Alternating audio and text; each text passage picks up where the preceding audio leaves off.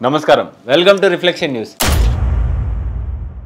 content నచ్చితే like share subscribe చేయండి ఇంకా బాగా నచ్చితే పే చేసుకుని మాత్రం అస్సలు మర్చిపోవద్దు మీరు పంపే రూపాయి అయినా కూడా నాకు అది చాలా చాలా చాలా ఇంపార్టెంట్ అండ్ చాలా పెద్దది దేశవ్యాప్తంగా సంచలనం సృష్టించిన కోల్కతాలోని ఆర్జీకర్ హాస్పిటల్ ట్రైనీ డాక్టర్ హత్య కేసులో మరిన్ని సంచలన నిజాలు బయటపడ్డాయి ఈ కేసులో నిజాలు తేల్చేందుకు CBI RG Kar hospital medical college మాజీ ప్రిన్సిపల్ సందీప్ ఘోష్కు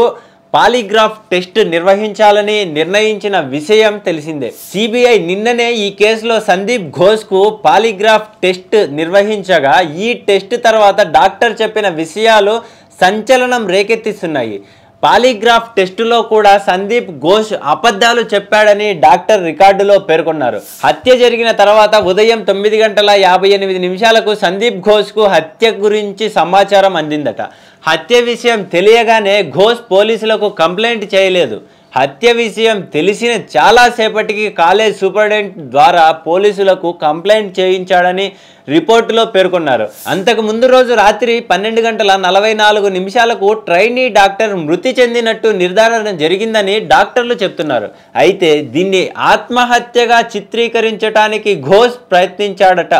కుటుంబ సభ్యులకు కూడా ఆత్మహత్య చేసుకున్నట్టు సమాచారం అందించాలని మిగతా సిబ్బందికి చెప్పాడట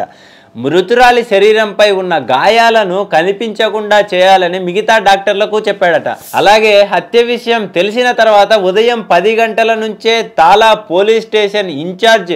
అభిజిత్ మోండల్తో సందీప్ ఘోష్ మంతనాలు జరిపినట్టు రిపోర్టులో ఉంది అభిజిత్ మోండల్కు క్రైమ్ విషయం చెప్పిన తర్వాత సుమారు గంట సమయం తీసుకున్నాక ఆర్జీకర్ హాస్పిటల్ చేరుకున్నాడని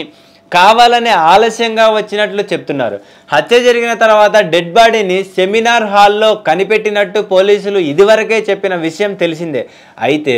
పోలీసులకు కంప్లైంట్ ఇచ్చే కంటే ముందే మృతురాలి శరీరాన్ని డాక్టర్లు ఎగ్జామిన్ చేశారని సాక్ష్యాలను తారుమారు చేయడానికి ప్రయత్నాలు జరిగాయని సిబిఐ అధికారులు పేర్కొన్నారు సాక్ష్యాలు తారుమారు చేయటంలో లోకల్ పోలీసులు కూడా సహకరించారని సిబిఐ చెప్తోంది సంజయ్ రాయ్తో పాటు సందీప్ ఘోష్ను కాపాడేందుకు పోలీసులు ప్రయత్నించారని అందుకే ముఖ్యమైన సాక్ష్యాలను నాశనం చేశారని సిబిఐ వాదన అందుకే నిజాలను సందీప్ నోటి నుంచే కక్కించడానికి పాలిగ్రాఫ్ టెస్ట్ చేశారు కానీ షాకింగ్ విషయం ఏమిటంటే